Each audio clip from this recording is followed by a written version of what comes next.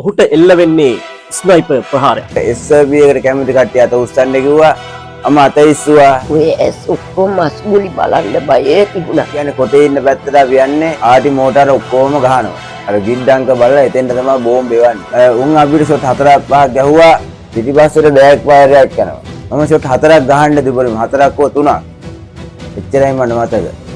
අවුරුදු එකමාරක් මට 100 තිබ්බේ නෑ. ඒ ෂොට් එක වැදුනේ මට මෙතනින්. මේ පැත්ත මේ තියෙන්නේ වලක්. මේ මෙතනින් තව උස්මාරන් තියෙන්නේ. ඉලයට අටක් කොල්ල බද්ධ කරලා තියෙනවා. මේ වැඩිලා තිබලා තියෙන්නේ. උතුරින් මහලා නැගිටි කියන එක හිතුවේ නෑ. ඉතින් ගිය හැමෝම කලන්තේ දාලා වෙන්නේ. ඔළුව මේ අත්තම දාන්න පුළුවන් වලක්. මේ මුළු පවුලම මේ රට ආරක්ෂා කරගන්නට කටයුතු කරන පවුලක්. 30 වසරක සාහසික කුරුළු ත්‍රස්තවාදය ඇස් හිස් ලේ මස් ජීවිත පවා පරදුවට තියලා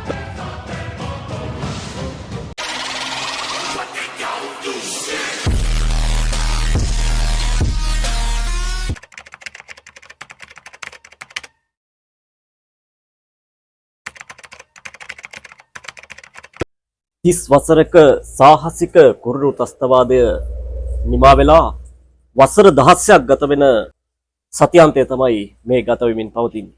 ඉතින් ඇස් හිස් ලේ මස් ජීවිත පවා පරදුවට තියලා අපේ රට ආරක්ෂා කරගන්නට අපේ වීරෝදාර රණවිරුවන් අනුපමේය මෙහෙවරක් අපේ රට ඉටු කළා. ඉතින් අපි අද ආවා එවන් වීරෝදාර අපේ රට බේරාගත් සිම්පතියෙක් හොයාගෙන. අපිත් එක්ක ඉන්නවා RPG මදු. අයිබෝවන්. මේ තමයි අපේ රටේ ඉන්න නියම මහත්මයෝ. මොකද ඔවුන් කරපු ඒ සුවිශේෂී වූ කැපකිරීම දිවා රාත්‍රී නොබලා අපේ රට ආරක්ෂා කරගන්නට කරා වූ මෙහෙවර පිළිබඳව අපිට වචනයකින් කියන්නට වචනේ පරිසමාප්තාර්ථයෙන්ම කියන්නට නොහැකි තරම් සේවාවක් අපේ රට වෙනුවෙන් අපේ ජනතාව ආරක්ෂා කරගන්නට උන් සිද්ධ කරලා තිබෙනවා. ඉතින් ඔහු RPG මදු. ඔහුට එල්ල වෙන්නේ ස්නයිපර් ප්‍රහාරයක්. මදු මහත්මයෝ කියන්නකෝ කොහෙදිද මේ ප්‍රහාරයට ඔබ ලක් වෙන්නේ මොන වගේ අවස්ථාවකදීද කියලා පොඩ්ඩක් අපිට සඳහන් කරන්න.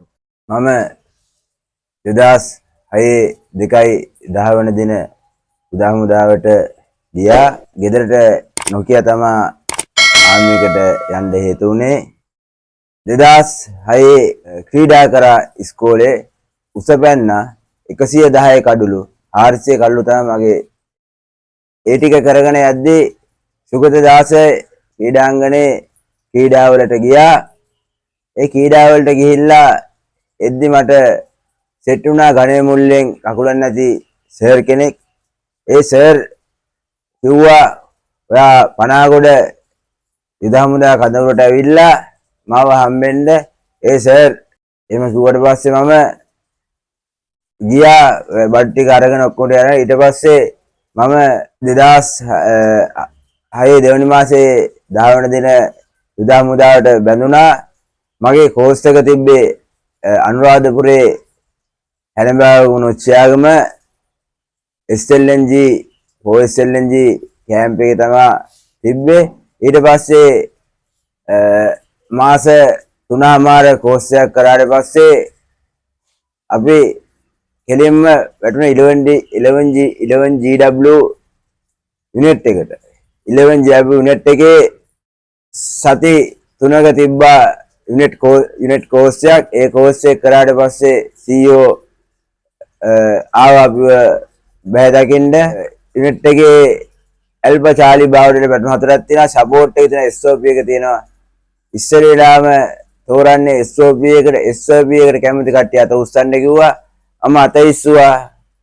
SOP ටීම් එක මම කැමතියි කියලා. SOP ටීම් එකට අපේ 4 දිනක් SOP ටීම් එකට එතනින් තෝරගත්තා. SOP ටීම් එක කියන්නේ ඔපරේෂන් පැටුන්. ඔපරේෂන් පැටුන් එක කියන්නේ අපිට තියෙන්නේ ඇල්ෆා බාව චාර්ලියට සපෝට් එක 4 ඕන එකකට කියලා අපි යනවා එළියට. එළියට කියන්නේ අපි එළියට ගිහිල්ලා දවස් 4ක් ඇතුළේ එළියේ ඉන්නවා. එළිය කියන්නේ කොටේ ඉන්න පැත්තට අපි යන්නේ. දවස් 4ක් රෙකී පාරක් අපි යන්නේ. අපි ෆෝන් එක වගේ තියෙනවා මේ ඒකේ තමයි මාර්ක් කරන්නේ. උතුරු දේශාංශ නැගෙනහිර දේශාංශ 40 30 30 40 කියලා මාක් කරගෙන ඊට පස්සේ අපි එතනින් නැවත කොටියේ ඉන්න තැනක් බලලා ඉවර වෙලා එතනත් ඒ ගිඩ්ඩන් උතුරෙන් බලාගෙන දවස් 4 අපිට ප්‍රහාරයක් එල්ලනොත් විතරයි අපි ප්‍රහාරයක් එල්ල කරන්නේ. මොකද ඉන්නේ අපි කොටේ ඉන්න ඇතුලේ කිලෝමීටර 1.5 2 තමයි අපි යන්නේ. අපි ඊට වඩා දුර යන්නේ මොකද අපි කරන්නේ රෙකියක්. ඒ කියන්නේ කොටේ ඉන්න තැන්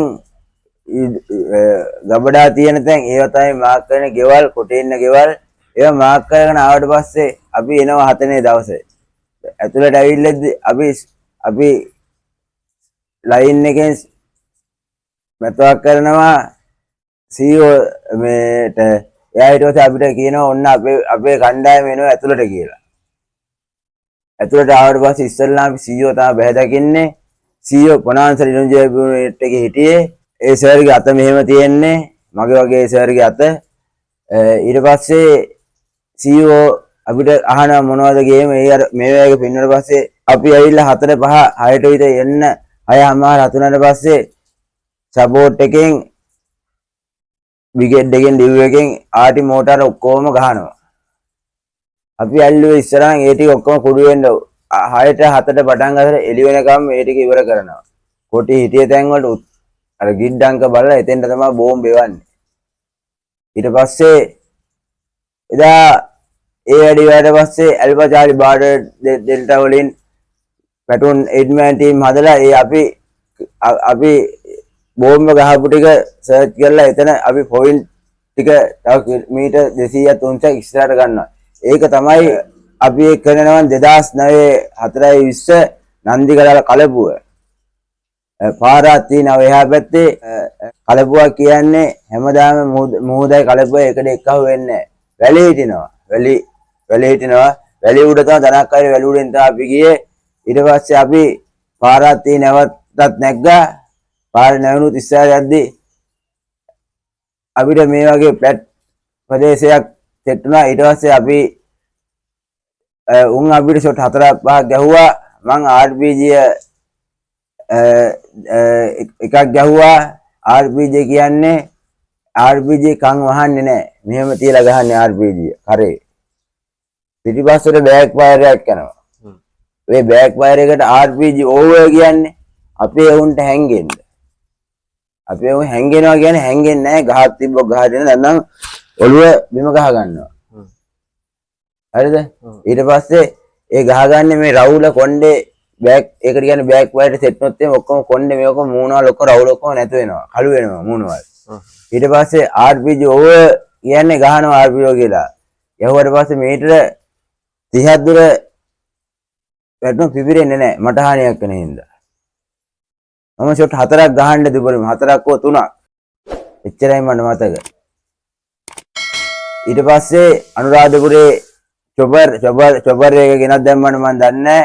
කොහොම හරි චොපර් එකකට දානවා 20ක් දාන චොපර් අදිනවා කියන්නේ කොහොම හරි 18 දිනයි තුවාලන කොල්ල සෙට්ලා දෙන ඊට පස්සේ බලන්නේ බොඩිස් දෙකක් බාන්නේ බොඩිස් එකක් කියලා මම අණ්ඩාදුපිට ගෙනාවට පස්සේ අවුරුදු එකමාරක් මට 100 තිබ්බේ නැහැ. මාව බලාගත්තේ මගේ තාත්තා එයාර්ෆෝස් එකේ ඇටෙන්ඩන්ට් කෙනෙක්.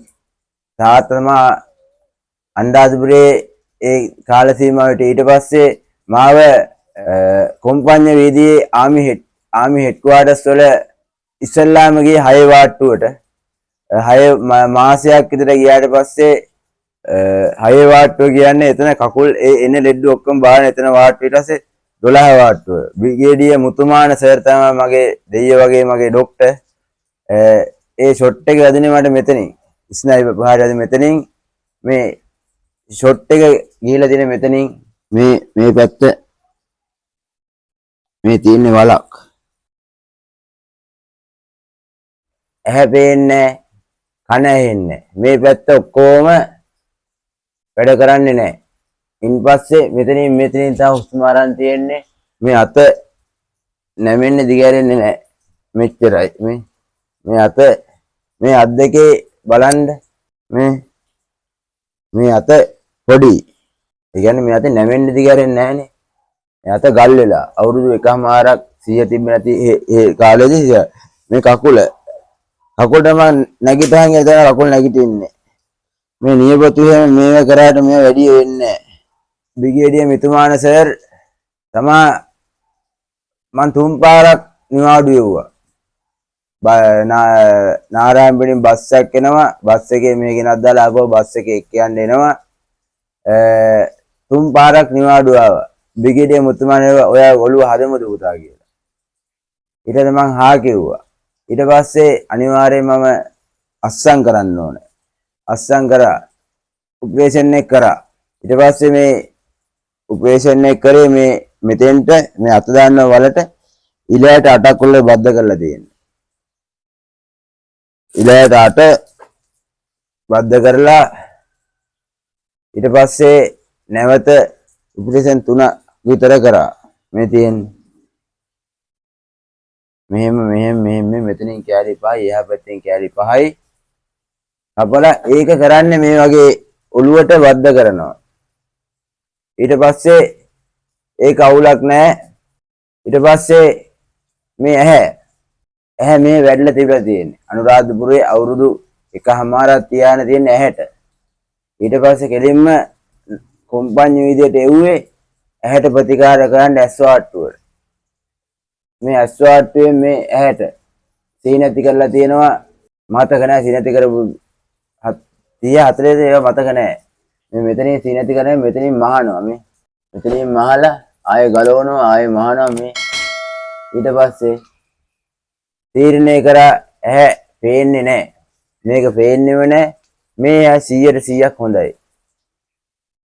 ඊට පස්සේ මට එහෙන් මේ ඇහැ වැහෙන්නේ නැති නිසා ඇහැ වැහෙන්නේ නැති මේ ඇල්ල තිබලා තියෙන මේ ඇහැ දැන් වැහෙනවා මේ.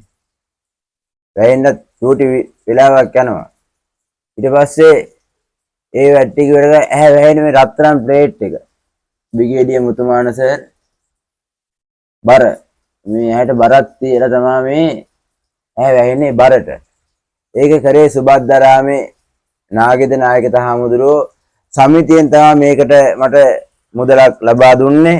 ඊට පස්සේ මේ කට මේ වන්න ඇති පැත්ත මේ කටට මෙතනින් මේ මැහුම් පාරක් වෙනවද මේ තියෙන්නේ මෙතනින් මේ පැත්තෙන් ගන්නවා මස්. ඒ ගන්න කලින් මේකට ඉන්ජෙක්ෂන් ගන්නවා. ඉන්ජෙක්ෂන් වලට මම කියන්න දන්නේ නැහැ ලක්ෂ 1.5 ඉන්ජෙක්ෂන් වලට. ඉන්ජෙක්ෂන් 37ක් 40ක් මට ගහනවා. ඒ ඉන්ජෙක්ෂන් එක ගහන්න කලින් මේ වගේ වතුර එකක කූල් බෝලයක් මේක මෙහෙම තියනවා. මෙහෙම තියාගෙන ගියාට පස්සේ විනාඩි 10ක් දාලා කූල් වුණාට පස්සේ ඉන්ජෙක්ෂන් එක ගහන්නේ.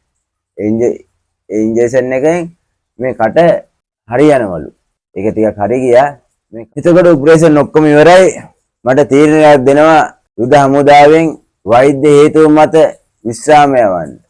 2014 5 මාසේ 12 වෙනි දින 7 වෙනි දින මම ගෙදරට ඇවිදින් දැන් ගෙදර තමයි මම ජීවිතය ගත කරන්නේ. එතකොට ඔබ විශ්‍රාම යනවද? විශ්‍රාම ගියාට පස්සේ දැන් නිවසේදී ඉන්නේ. ඔව්. දැන් මොන හරි ඔබ මොකක් හරි ව්‍යාපාරයක් කරනවද? එහෙම නැත්නම් මොකක්ද ගෙදරටලා කරන්නේ? මොන හරි රැකියාවක් කරනවද? රැකියාවක් කරන්න කියන්නේ මගේ නමට ඉඩම ගේ තියෙනවා. එතකොට මේ තියෙන්නේ හැබැයි මගේ මහ ගෙදර. එතකොට අපේ දෙමව්පියෝ කිව්වේ ආමියගෙන් ගෙවල් හම්බුණා ඒවට යන්න එපා අම්මයි තාත්තයි ගාව ඉන්න කියලා. ඒක නිසා මම මේ ගැන තීරණය කරලා මම ගෙදර හැදුවා. රජෙන් කියලා ගෙවල් දෙක තුනක් අම්මයි මට ඒවට යන්න එපා කිව්ව ගෙදර කට්ටිය. මේ ගෙට ගොඩක් වේදන් වෙලා තියෙනවා. මට ජීවත් වෙන්න කියලා මම ගේ කෑල්ල හදාගත්තා. ඊට පස්සේ අවුරුද්දක් විතර 2014 ගෙදර ආවට පස්සේ අවුරුද්දක් යනකදී මං ගෙදර හිටියා. ඊට පස්සේ මට හිතුණා නිකන් ඉඳලා වැඩක් නැහැ. නිකන් හිටියොත් එහෙම ඇඟවල් වැඩි වෙනවා, බඩවල් වැඩි වෙනවා, කබව බඩවල් ලොකු වෙනවා. මේවා ඇඟ ආවොත් වැඩක් කරගන්න බෑ. බැරි වෙනවම තමයි. ඒකින්ද මම වෙල් වල වැඩ කරනවා. ගෙදර කිසල් පැලයක් හිටවනවා. ඉහළපළ තියෙනවා ටිකක් වත්තේ හිටවන අය ඔක්කොම බලනවා ස්විප් කඩයක් තමයි ඉස්සෙල්ලා දාලා තිබ්බේ ඊට පස්සේ ස්විප් කඩේ මම විට හැදුවා දැන් මීටර් 100ක් එහා පැත්තේ ලෑලි කඩයක් පවත්වාගෙන යනවා උදේට තේ කෝපි බිස්කට් එතකොට කොළ කැඳ විට බනිස් වර්ග සියලුම කෑම වර්ග තියෙනවා ඔයගොල්ලෝ මගේ වීඩියෝ එක බලන්න මගේ නම නම්බර් ඔක්කොම දානවා කැමති කෙනෙක් ඉන්නවා නම් මට කඩේ දිනු කරගෙන යෑම සඳහා පුළුවන් නම් මගේ නම්බරේ තියෙන කතා බතා කරන්න එන්න බලන්න කට්ටිය කඩේට එන්න ඇවිල්ලා බලන්න පොඩ්ඩක් කඩේට තව උදව්වක් කරන්න පුළුවන් කෙනෙක් හිටියොත් මට කතා කරන්න. අන්න මේ ඉතාමත්ම හොඳ කාරණාවක් කියන්නේ අපේ RPG මදු ඔහු අර රණවිරුවෙක් කියන්නේ අන්න ඒකයි. රණවිරුවෙක් කියන්නේ අර ඔහුගේ ඒ හයියට තමයි ඔහු යන්නේ හමුදාවට රට බේරා ගන්නට. ගිහිල්ලා ඉවර වෙලා ඔහු විශ්‍රාම ආවා මේ ඔහුට තිබෙන ප්‍රශ්නයත් එක්ක. නමුත් විශ්‍රාම වෙලාවට ඔහු නිකන් ඉන්නේ නැහැ. ගෙදරටලා නිකම් ඉන්න පුළුවන්. නමුත් එහෙම ඉන්නේ නැහැ. ඔහු මහන්සියලා වැඩ කරනවා. තවත් උත්සාහ කරනවා. ඔහු වෙලේ වැඩ කරනවා. ඔහුට ඇවිදින්න අමාරුයි. යන්න අමාරුයි. නමුත් වෙලේ වැටුණා මේ. වැටෙනවා වෙලේ. වැටෙනවා අවුලන්නේ මඩේනේ වැටෙන්නේ. මඩේනේ වැටෙන්නේ. ඔව්. ඒක නිසා ඔහු ඒක තමයි ඒක තියෙන හයිය රණවිරුවගේ හිතේ තියෙන ශක්තිය ධෛර්යය. ඒ ධෛර්යයෙන් තමයි ඔහු මේ කාරණාවන් සියල්ල සිද්ධ කරන්නේ. ඒ නිසා ඔහුට කතා කරලා ඔහුට සවියක් වෙමු. මේ වගේ මේ අය කරපු මේ කැපකිරීම ඒ අපිරිමිත මෙහෙවර හින්දා තමයි අද අපි මේ ආකාරයෙන් නිදහසේ අපේ ජීවිත ගත කරගෙන යන්නේ මේ විදිහට. එහෙම නැත්නම් අපි දැක්ක ඉස්සර අපිට තිබුණු ගැටලු පාරේ යන්නට බෑ. අපේ ඉස්කෝල මුර කරන්නට අපේ දෙමව්පියෝ එක කාලයක ආවා. ඒතර බස් එකේ යන්න ඕනේ කෝච්චිය යනවා අම්මයි අප්පච්චි දෙන්න මොකද දරුවන්ට අම්මයි අප්පච්චි දෙන්නම එකපාර නැති වෙලා යන හින්දා. මේ වගේ කාලයක් අපේ රටේ තිබුණා. ඉතින් මේ සියල්ල නැති කරේ මේ වගේ වීරෝදාර මිනිස්සු. ඉතින් මේ අයට අපි ආදරය කරන්න ඕන අපිට ඒ කරපු අපිරිමිත මෙහෙවරට අපි ඔවුන්ට යුතුයකමක් විදිහට ඔහුට අපි සවියක් වෙමු ශක්තියක් වෙමු. අපේ රටේ ඉන්න කෘතවේදී ආදරණීය මිනිස්සුන්ට අපි තාමත්ම ආදරෙන් අත් දෙක මෙහෙම වැඳලා ඉල්ලනවා. ඔයාලා සවියක් වෙමු මේ වගේ විරෝධාර මිනිස්සු වෙනුවෙන් කියලා.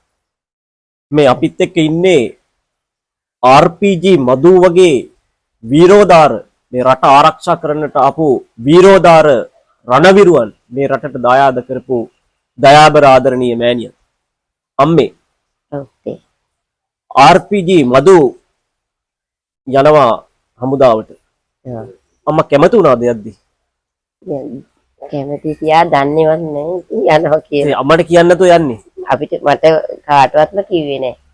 කොළඹට යන්නේ කීඩාවලට කියලායි කිව්වේ. සතියකින් එන්න ලැබෙයි මට එන්න ලැබෙයි දන්නෙත් නැහැ. සතියකින්වත් අම්මි කියලා ඈතට ගිහින් දුවගෙනම කෝච්චිය එනකොට ගියා. ඊට පස්සේ අපේ ගෙදර පොඩි එදා උත්සවයක් මේ මගේ මහත්තයාගේ අක්කාගේ දුවගේ වෙඩින් එක කියන්නේ ඇවිල්ලා එකතට. ඊට පස්සේ මොකද කොහෙද යන්නේ කොණ්ඩෙත් කපාන ආවා. පස්සේ දුවගෙන දුවත් ඇවිත් උන්නයි. දැයි දුවගෙන ගිහපුවා මල්ලි කොහෙද යන්නේ? ඇත්ත කියලා යන්න මාමා ආවහම දැන් නැන්දට කෑ ගහයි කියලා. ඊට පස්සේ යාට කියලා තියෙනවා මං සතියකින් දෙකකින් ඒවයි දන්නේ නැහැ. මෙහෙම මේ හමුදාවේ මේ ඉන්ට්‍රෝ එකට තමයි යන්නේ සර් කෙනෙක් මට යන්න කිව්වා. ඊට පස්සේ ඉතින් මට අර හැමදේම මේ වුණා එහෙමෙන් මම කෑග්ග මේව කරා කොච්චි නැගලා ගියා. පස්සේ ඉතින් මං තාත්තට දැනුම් දුන්නා කතා කරා හොයලා බැලුවාම මේ ගියාට නැතුව ගියා අපිට සතියක්ම හොයාගන්න බැරුව ගියා. ඒ තාත්තා දන්න අයට හැමෝටම කිව්වහම අපිට ළඟ කඩේක නැන්දා කෙනෙක් එහා පැත්තේ ඒ අක්කා කිව්වා මේ මදුසංක ගියා හමුදාවේ කොහොමද කැම්ප් එකට යනවා කිව්වේ සර් කෙනෙක් යන්න කිව්වා කියලා. මේ ඉන්ටෝ එකට තමයි බැඳෙන්න තමයි ගියේ කියලා එහෙම කිව්වා. පස්සේ හොයලා සති දෙකක් වාගේ යනකොට තාත්තගේ සර් කෙනෙක් කතා කරලා හදලා කිව්වා මේ මෙහෙම ඉන්නවා පුතා අපි ඔයාලට කතා කරන්න අරගෙන දෙන්නම් කියලා. ඉතින් මොන විදියකවත් හොයාගන්න බැරුව ඒ සති දෙක ගියාම මේ තාත්තේ මම මෙහෙම ආවා කියලා කිව්වා. දැන් ඉන්නව දෙයත් කණ්ඩියේ මේ කියලාත් මෙයා කිව්වා. ඊට පස්සේ මේ කෝස් එක කරලා මෙන්නම් කියලා ඉතින් අපිත් යන්න ඉරිද දවසක දුන්නා. අපි ඉතින් ගිහින් අඬ ගැහුවාම කොහොම මම දැන් එන්නේ නැහැ. ආවත් ආයි මම පැනලා මෙතෙන් එනවා. මේ අම්මලා කතා කරාට මේ කියලා ඉතින් කිව්වා. දරුණු ටික කරා දැන් මේ ඒ අනිත් ටික කරගෙන යන්න තියෙන්නේ. ඒ ටික කරලා එන්නම් අම්මලා යන්න කියලා ෆොටෝ ටික දුන්නා.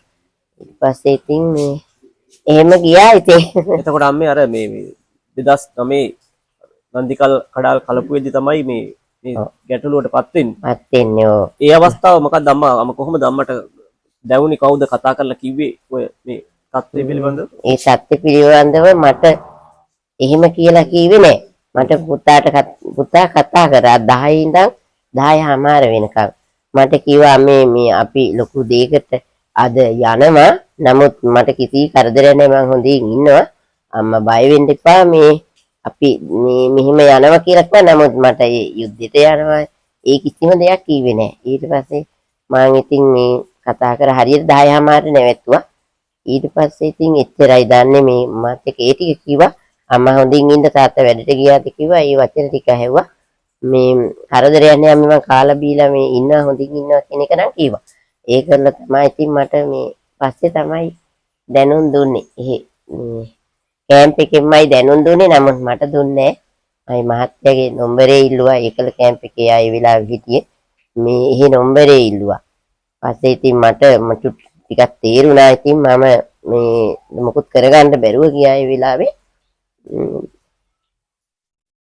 පස්සේ චුටි පුතා හින්දා තමයි ඔය ටික කිව්වේ. මෙහෙමයි කියලා එයා දුන්නා. තාත්තගේ නම්බරේ ID කාඩ් අංකය ඒ වුමනා ටික දුන්නා. දුන්නාම තාත්තා පැය භාගයක් කොහොම හරි ඉතින් මේ පොඩ්ඩකින් කතා කරා. මං ගොඩාක් කෝල් ගත්තා. නමුත් එයා ඉස්සුවේ නෑ. මම පැය භාගයක් වාගේ ගියාම කිව්වා එයා කිව්වා පොඩි කැසියර් එකක් චූට්ටක් වෙලා තියෙනවා. මට මේ එන්න කිව්වා කියලා කිව්වා.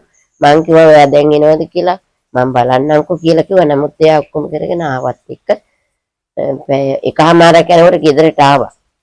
එයා වාහනයකින් එක්කන් ආවා. ඒතකොට තමයි ඉතින් පොඩ්ඩයි කියන එක තමයි දන්නේ. ඉතින් තාත්තවත් දන්නේ මේ වාගේ දෙයක් වෙලා කියන එක ඉතින් දුරට වෙලා කියලා. ඊට පස්සේ අපි එක සීරු බෝධි පූජා දුන්නා. හොඳ දේවල් ගොඩාක් කරා. මං එක කමිටියෙන් කවුරුත් දුන්නා. ක්ලාස් කරනවා මං. එතකොට කට්ටිය ඇවිත් ඉන්නවා අම්මලා. එම පන්සලක් ගානේ බෝධි පූජා දුන්නා හැමෝම. ඒ වගේ ඇහිනේ ඉතින් දරුවට පිට ආවා. පස්සේ තමයි ඉතින් මේ ඇත්තෙම මම සති 3ක් වගේ මං ගියේ. බලන්න ඉතින් බෑ. ඉතින් ඒ වෙලාවේ ඉතින් කොහොම හරි ඉතින් මේ ඇස්සරලා බැලුවා. මේ මං ආයේ මේ මාස 3-4ක් ගිහින් එහෙම දවස් ගානෙම ගියාට මාස 6ක් විතර ගිහින් තමයි ඇස් දෙක හැරලා බැලුවේ. අවුරුදු 1කමාරක කාලයක් සිහි නැතුව ඉන්නේ. ඔව්. ඉතින් මේ අවුරුදු 1කමාරක කාලයක් කියන්නේ ලොකු කාලයක්. ඔව්. අම්මා මේ අවුරුදු 1කමාරක කාලය ඇතුළත යන්නේ නැති පිටින් පිට බලන්න. හැමදාම තාත්තයි මායි අනුරාධපුරයට ගියා. ඊට පස්සේ තාත්තට එතන නවතින්න පුතා ළඟ ඉන්න උනා. තාත්තා කිසිම කෙනෙක් තිබ්බේ නෑ. එයා එක සීරු රොලොස් වෙලාව බල එයාත් ඔය එයාපෝට් මේ හොස්පිටල් වලම හිටියේ. බෙඩ් සාත්තු කරන. ඉතින් මෙයා එක්කම එහෙමම හිටියා ඉතින් ඒ වැඩවලට. පස්සේ මේ මම ඉතින් මෙහෙන් එක එක්කෙනා එක්ක දවස් ගානෙම ගියා ඉතින් බලන්න. යාළුවෝ හරි මේ ගියා කවුරු ගියත් මම යනවා. ඉතින් ගියාට නෑ ඉතින් ඉන්නවා.